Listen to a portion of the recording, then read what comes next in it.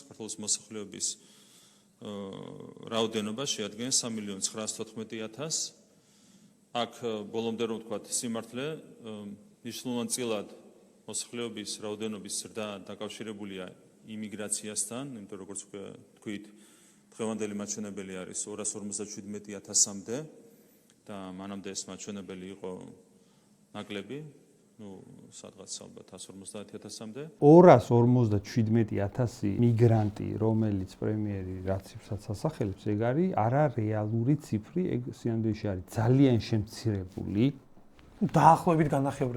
დაახლოებით განახევრებული ციფრი, რეალობა არის უფრო 9 მილიონთან ახლოს, 9 მილიონზე მეტია უკვე. თუ ჩვენ ჩავთვლით ეს ხომ 2024 წლის მონაცემებია. ჩვენ თუ ჩავთვლით ხა იმის შემდეგ წლებსაც, ხო, 9 მილიონზე მეტია უკვე სინამდვილეში. ხო, ანუ ძალიან შემცირებული ციფრია, არარეალურია, რომელიც არ ემთხვევა თავისივე სტატისტიკას. იმიტომ რომ აი უყურეთ რა შესაქმე 3.713.000-დან 3.914.000-მდე რო გაიზარდა. ანუ დაახლოებით 200.000-ით მეტი რო გვაქვს, მატება რო გვაქვს, ხო? რეალურად მაგ 10 წლის განმავლობაში ჩვენი მოსახლეობა შემცირდა. ეგ ჩანს მათივე სტატისტიკის საფუძველზე.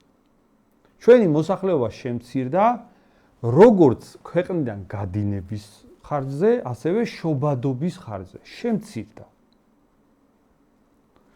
ამიტომ საერთოდ ის ციფრები, რომელსაც ასახელებს პრემიერი, უკვე ჩანს, რომ ტყუილი. თუმცა უნდა ითქვას ისიც, პირდაპირ უნდა ითქვას ის, რომ რა ციფრსაც პრემიერი ასახელებს, ეგეც მაღალი ციფრი. კი. ეგ არ არის დაბალი ციფრი. მე ვერ ხვდები მაგ ციფრით რატომ მშვიდდება ვიღაც. ეგეც მაღალი ციფრია, თუმცა ეგ არის ნახევარი იმის, რაც რეალობა არის. ნუ ეხლა ალბათ იფიქრეს, რომ მოდი გავანახევროთ და ნახევარი მაინც იქნება დამამშვიდებელი. საერთოდ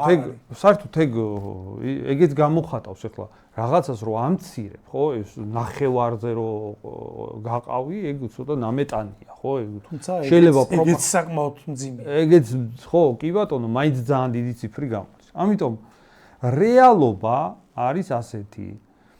ქვეყანაში ჩვენი შიდა მოსახლეობის კლება გვაქვს 300.000-ის ფარგლებში.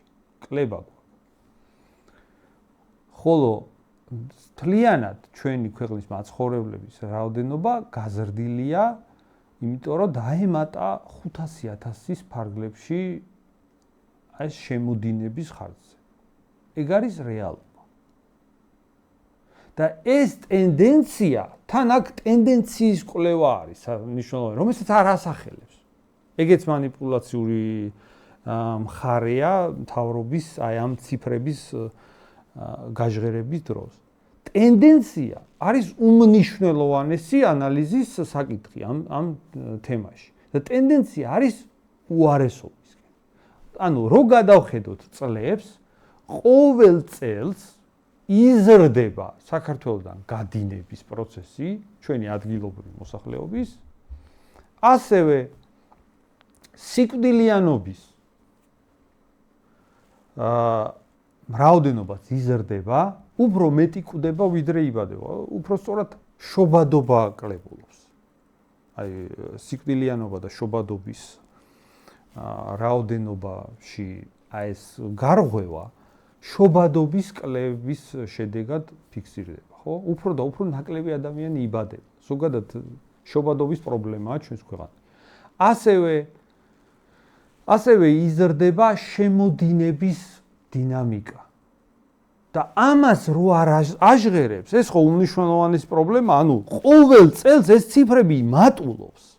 და რაც წლები გადის, ეს უკვე მოძველებული სტატისტიკაა, ეგეც მნიშვნელოვანი. ეს არის 2 წლით მოძველებული სტატისტიკა. ამ 2 წელიწადში კიდევ უფრო მაღალი პროცენტი. ხო, ეს ამაზე რო არ საუბრობს, ეს არის შემაშფოთებელი მოვლენაზე მიან. მოდი მირაკლი ნახე, გუშინ ახლა იმან რა სტატისტიკაც მოიყვანა, რომ პოსტსაბჭოთა სივრციდან მეტია და პოსტსაბჭოთა სივრციდან რომ მეტია არავინ არ უარყოფს, რა თქმა უნდა, მართვიანობა და ბევრი შემოდის, მაგრამ დინამიკა არის ამათი მზარდი. თუ არ გაჩერდა, უახლოეს 5 წელიწადში კატასტროფას. მოდი ვთქვათ, რამდენად არასერიოზულია მთავრობის მხრიდან გაჟღერებული ეგ განცხადებები, რომ აი პოსტსაბჭოთა სივრციდან არის, იქიდან არის, აქედან არის, რაღაცებს ეგეთებს აჟღერებენ ხოლმე, ეგ არის სინამდვილეში სისულელე და ხალხისთვის თვალში ნაცრის შეხვედრა. ერთი იქიდან თუ არის ეგეც პრობლემა. ჯერ ერთი საერთოდ არა აქვს მნიშვნელობა, საიდან არის, ყველგანიდან არის ერთნაირად პრობლემა, თუმცა თლათ ერთნაირად პრობლემა, მოდი თქვა, ვიტყვით რომ არის, მაინც პრობლემის მასშტაბი განსხვავდება. მაგრამ თან რეალობა ის არის, რომ არ არის ერთნაირი დინამიკა. ეგ არის ტყუილი, რასაც მთავრობა აჟღერებს. რეალობა რა არის? მოდი ვთქვათ, მთელ სოფლიოში შობადობის პრობლემა ყველგან ერთნაირად არ დგას, მეგობრებო. მაგალითად, ევროპაში არის კატასტროფული შობადობის მაჩვენებელი. რუსეთში, უკრაინაში, ბელორუსში შობადობის პრობლემებია სინამდვილეში. საქართველოში კატასტროფული მაჩვენებელი. მაგრამ აი მაგალითად უფრო აზიურ ქვეყნებში აი მაგალითად არაბული წარმომავლობის ქვეყნებში, აფრიკაში და ასე შემდეგ, იქ ეგეთი პრობლემები არ არის შობადობის. იქ პირიქით. ამიტომ სინამდვილეში დღეს ხდება, ეს არის ჩვეულებრივი პროცესი, რომ მოსახლეობის მიგრაცია ხდება, აი მაგ ქვეყნებიდან ევროპული ქვეყნების მიმართულებით. ჩვენი ქვეყანაც ძალიან მომხიბვლელია მათთვის. პირველ რიგში ბუნებით და პირველ რიგში თვითონ ლოკაციით არის ძალიან მომხიბვლელი.